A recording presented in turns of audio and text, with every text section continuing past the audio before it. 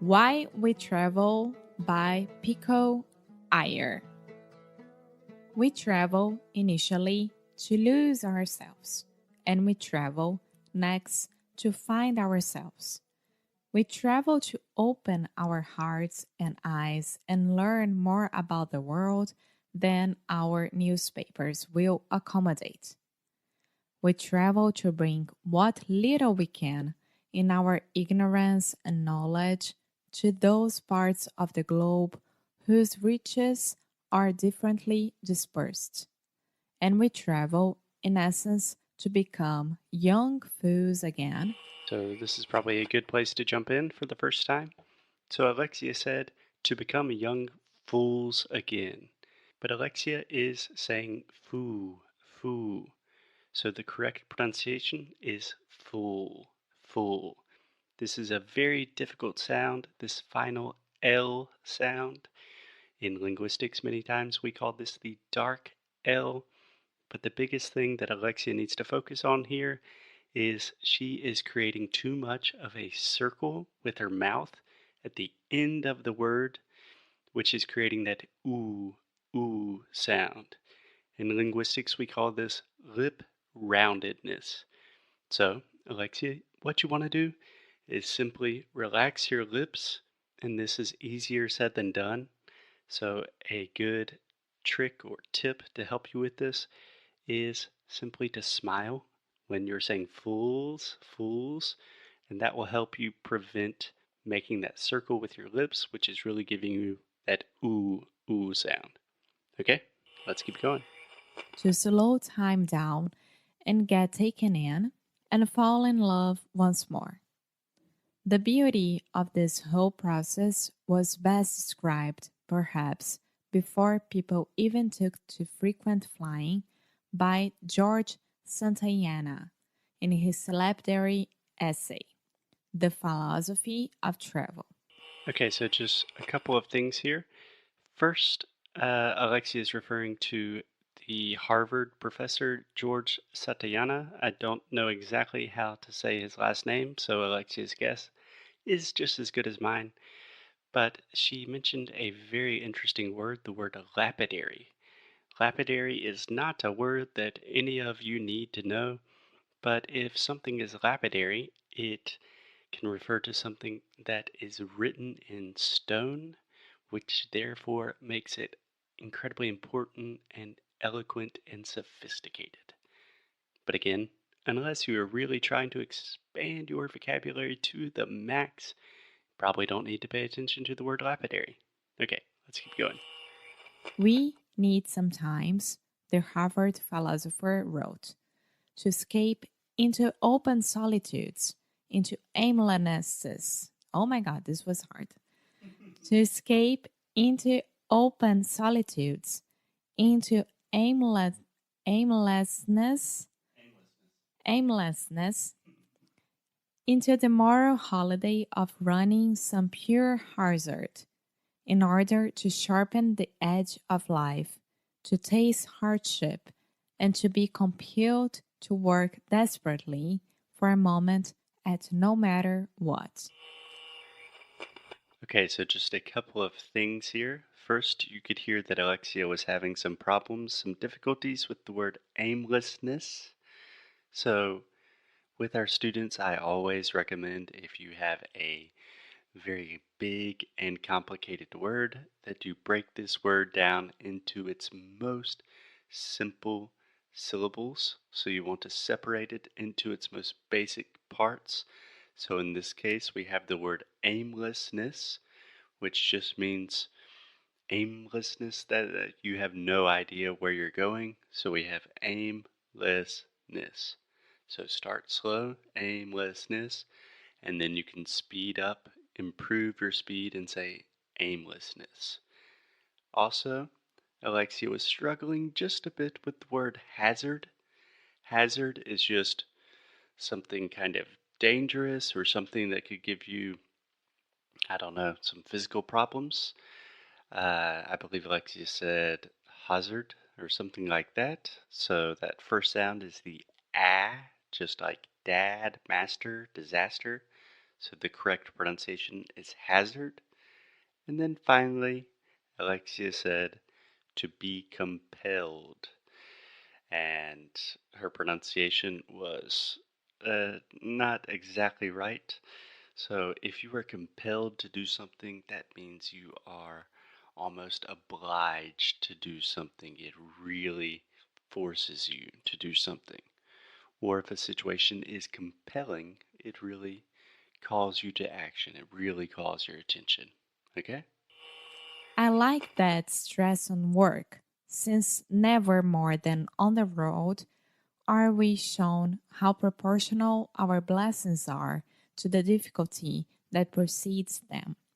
And I like the stress on a holiday that's moral, since we fall into our ethical habits as easily as into our beds at night. Okay, so I just wanted to jump in real quick and say how beautiful that is that we fall into our ethical habits as easily as we fall into bed at night. That is so true, and Pico is a true poet. Okay? Few of us ever forget the connection between travel and travail. Travail. Travail. So, again, few of us ever forget the connection between travel and travail. And I know that I travel in large part in search of hardship, both my own, which I want to feel, and others. Okay, so here Alexia said, few of us ever forget the difference between travel and travail. Her pronunciation of travail was, she was having a little bit of trouble at the beginning. So obviously to travel, viajar, né?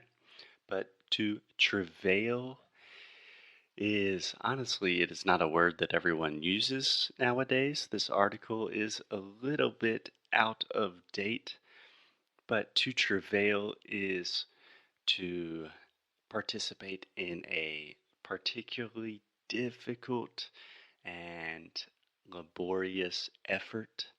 So, for example, if you are working on a super difficult project, you might experience a lot of sadness, and then eventually you may travail.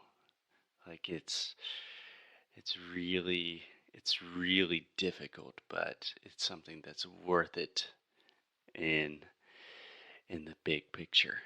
Nah, it's a difficult word. You don't really need to know that one. Okay, let's keep going. Which I need to see. Travel, in that sense, guides us toward a better balance of wisdom and compassion, of seeing the world clearly and yet feeling it truly. For seeing without feeling can obviously be uncaring, while feeling without seeing can be blind. Yet, for me, the first great joy of traveling is simply the luxury of leaving all my beliefs and certainties at home and seeing everything I thought I knew in a different light and from a crooked angle. In that regard, even a Kentucky Fried Chicken outlet in Beijing or a scratchy revival showing of wild orchids on Champs Elysees can be both novelty and revelation. I feel like I should just jump in really quick to talk about the word crooked. Crooked. First, this is what we call the other U sound. The vowel is crooked. Crooked. So a crook is like a thief or someone that steals, like bandido. But if something is crooked, you could say that a person is crooked, which means they are not honest. They might steal something. But the more normal definition is crooked is like torto, right? Like you are hanging a picture on a wall, a painting on the wall, and it is not perfect. It is probably crooked. Okay? In China, after all, people will pay a whole week's wages to eat with Colonel Sanders. It's so hard because colonel here is with L, and I'm reading, so it's coronel, right? Colonel. Colonel Sanders. Okay, so after all, people will pay a whole week's wages to eat with Colonel Sanders, and in Paris, Mikey Rourke is regarded as the greatest actor since Jerry Lewis. Okay, so 3 things here. First, Mickey Rourke. Mickey Rourke. Secondly, when Alexia is talking about Kentucky Fried Chicken, the founder of KFC is Colonel Sanders. So this is a perfect example of how in English we do not pronounce the things that we write in the same way. English is not a phonetic language. So Colonel is technically spelled Cononel, I believe. Or Colonel. Yeah, but the way we pronounce it is Colonel. Colonel Sanders. Okay? And Alexia was also struggling with the word wages. Wages is essentially another word for salary. A wage is the amount of money that you are paid for your work. If a Mongolian restaurant seems exotic to us in Evanston, it only follows that a McDonald's would seem equally exotic in Ulaanbaatar, or, at least, equally from everything expected. Though it's fashionable nowadays to draw a distinction between the tourist and the traveler, perhaps the real distinction lies between those who leave their assumptions at home and those who don't. Among those who don't, a tourist is just someone who complains. Nothing here is the way it is at home. While a traveler is one who grumbles. Everything here is the same as it is. Okay, so 2 times Alexia mispronounced the word exotic. Exotic. So she was saying exotic, but imagine you were saying exotic, like you were saying the word egg almost, like ovu, and then zotic. Exotic. Exotic. Okay? In Cairo or Cusco or Kathmandu, it's all very much the same. So just to jump in really quick, some of you guys may remember that Alexia and I did record an episode talking about the difference between tourists and travelers, and now I feel really stupid for doing that because Pico gives an incredible definition for why that is not the best way to think about travel, and his way of approaching it is so much more eloquent, so much better. So here it is. But for the rest of us, the sovereign freedom of traveling comes from the fact that that it whirls you around and turns you upside down and stands everything you took for granted on its head. Okay, so 2 things really quick. First, the word sovereign. Sovereign. A lot of Portuguese speakers have difficulties with any word that has this EIGN combination, like foreign, sovereign. So, for example, foreign or foreigner, que seria estrangeiro, or sovereign and sovereignty. We just do not pay attention to the crazy writing and just think this is sovereign, earn, foreign, okay? And also, Alexia said it whirls you around and takes you up and down or something like that. To whirl is, for example, a jacuzzi. Sometimes in English we say a whirlpool. That is just a brand, but some people call it that. And to whirl something means you are spinning it around. Okay? If a diploma can famously be a passport to a journey through hard realism. A passport can be a diploma for a crash course in cultural relativism. Okay, I just have to stop really quick and say I love that so much that a passport can be a crash course for cultural relativism. So essentially, he is saying that if you want to learn about new cultures, if you want to really understand the world in a deep and profound way, your passport is more important than a degree. It's more important than a university diploma.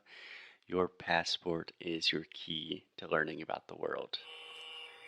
And the first lesson we learn on the road, whether we like it or not, is how provisional and provincial are the things we imagine to be universal.